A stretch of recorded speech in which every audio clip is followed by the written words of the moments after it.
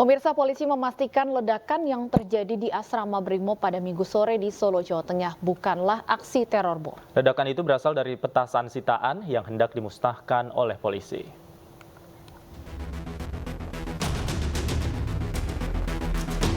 Pasca ledakan yang terjadi di asrama Polri Grogol Indah pada Minggu sore, lokasi kejadian masih dijaga ketat oleh polisi. Garis polisi juga masih terpasang di sekitar kebun yang membuat seorang anggota polisi menjadi korban. Bribka Dirgantara Pradipta harus dirujuk ke rumah sakit karena mengalami luka akibat ledakan. Sementara itu, polisi memastikan bahwa ledakan tersebut bukanlah aksi teror bom. Ledakan itu berasal dari bahan pembuat petasan yang disita oleh polisi dan rencananya akan dimusnahkan. Fakta ini didapatkan usai polisi memeriksa 7 orang saksi di lokasi kejadian. Kita bisa simpulkan untuk saat ini bahwa ledakan itu bukan bom, tetapi murni dari bahan petasan yang berdasarkan keterangan saksi mau dibakar oleh anggota kita sehingga mengakibatkan meledak. Polisi telah mengamankan sisa bahan pembuat petasan yang menjadi sumber ledakan. Selanjutnya, polisi akan mendalami keterangan dari korban tentang kronologi lengkap kejadian ini. Pasalnya, saat ini Bribka Dirgantara masih menjalani perawatan intensif akibat luka yang dialaminya. Dari Jawa Tengah, tim liputan iNews melaporkan. Pemirsa, seorang pria nekat membakar rumah selingkuhannya. Aksi pria beristri tersebut dipicu sakit hati karena ditinggalkan oleh selingkuhannya.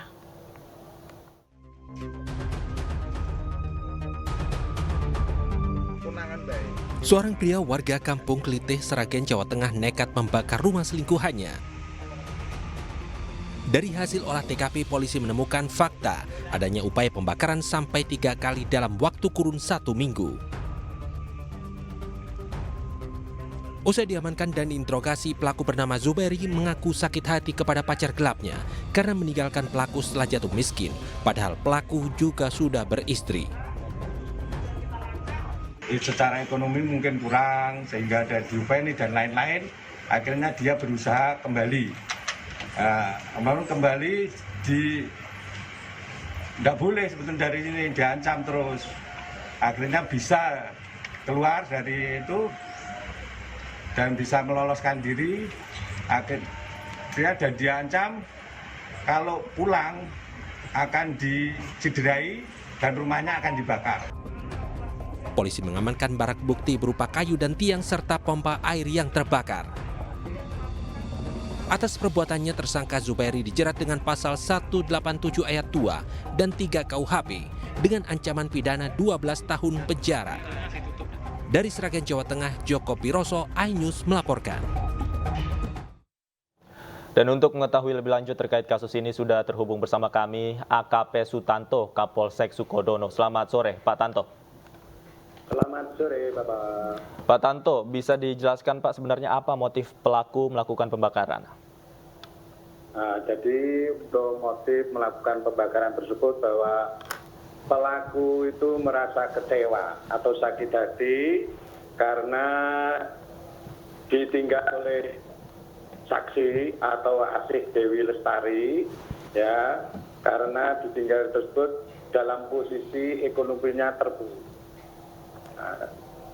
Demikian, Bapak. Baik, Pak Tanto, informasinya pelaku mencoba 3 kali membakar rumah selingkuhannya. Apa saja bagian rumah yang terbakar akibat aksi pelaku ini? Betul. Dalam kurun 1 minggu itu untuk pelaku yang berinisial Z itu berusaha 3 kali untuk melakukan pembakaran rumah orang tuanya Dewi Lestari tersebut.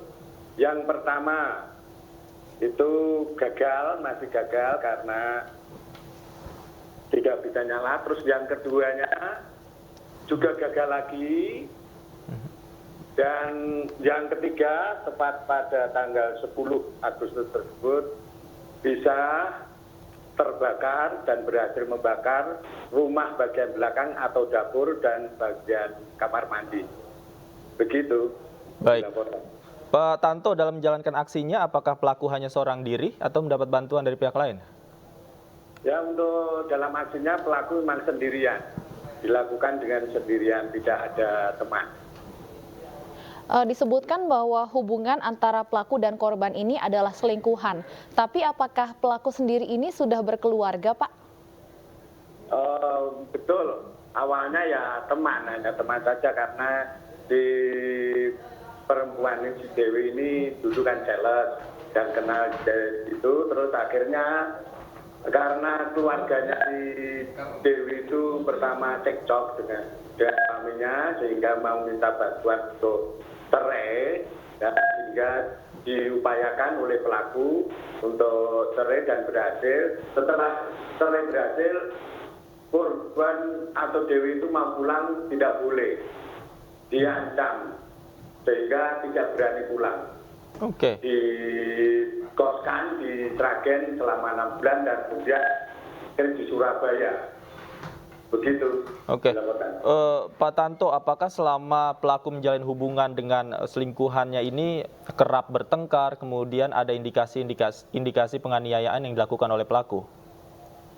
Untuk ini karena hanya kurang diberikannya nafkah saja, sehingga dia tidak betah di dalam kontrakannya itu. Akhirnya bisa meloloskan diri tanggal 17 Juli 2002 itu dari Surabaya tanpa seizin dengan pelaku, dia kembali pulang ke Sukodono.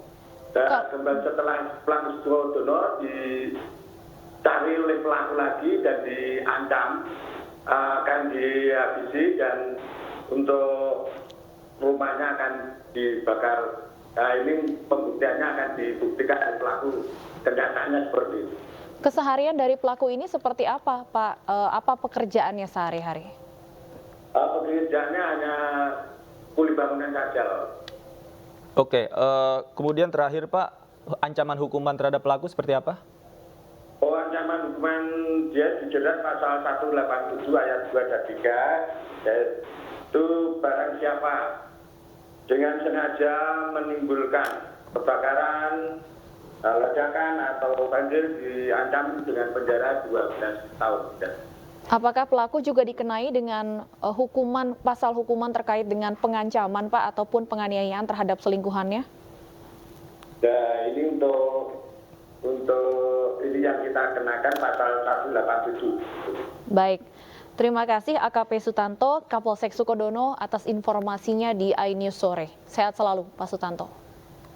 Kita ke informasi lain, pemirsa, Indonesia Police Watch batal menghadiri undangan Mahkamah Kehormatan Dewan DPR RI hari ini. IPW batal hadir untuk memberikan keterangan mengenai private jet yang digunakan Brigjen Hendra Kurniawan dalam kasus pembunuhan Brigadir Joshua.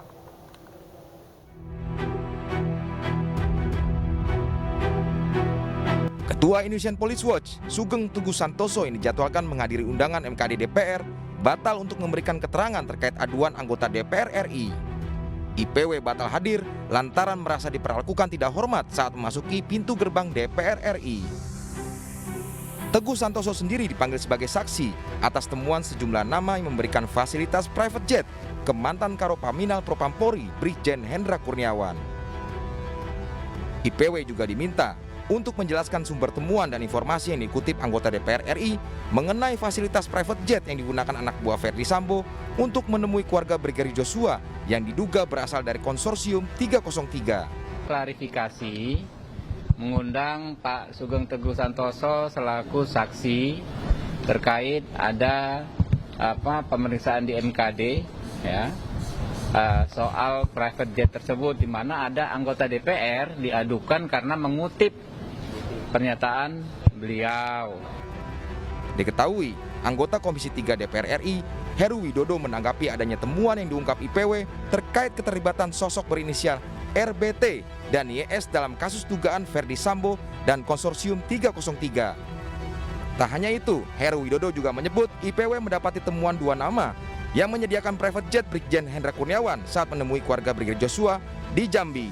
Tim iNews melaporkan.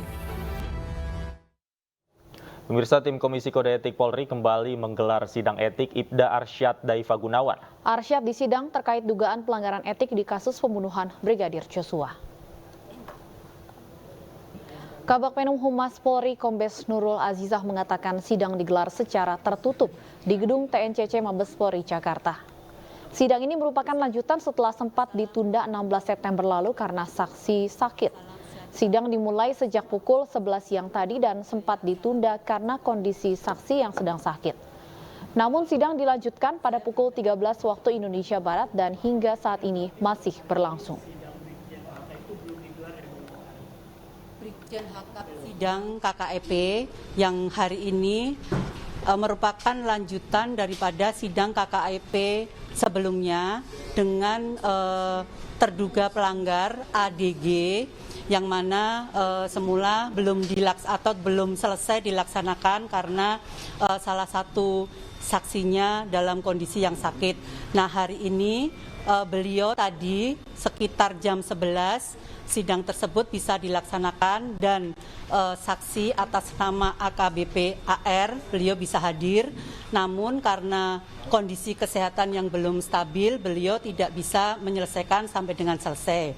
Namun demikian sekitar 1 jam yang lalu sidang dilanjutkan kembali tanpa saksi AR.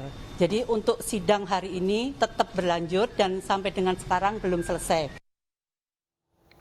Sementara itu pemirsa, berkas perkara tersangka pembunuhan Brigadir Joshua tengah diteliti oleh Kejaksaan Agung. Jika semua berkas dinyatakan lengkap, maka Ferdi Sambo bisa segera menjalani sidang di pengadilan.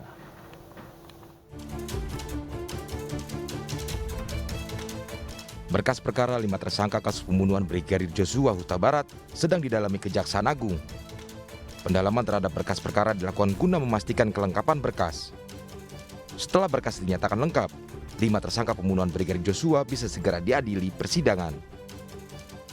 Kejaksaan Agung membuka opsi menggabungkan berkas perkara pembunuhan Brigadir Joshua dengan berkas perkara obstruction of justice dalam proses penyidikan. Penggabungan kedua berkas perkara tersebut dinilai bisa menjadi celah untuk meringankan hukuman Ferdi Sambo. Yang kita terima berkasnya sudah split sync. Ya. 338, 340 jadi satu berkas perkara, obstruction of justice satu perkara. Ya kan?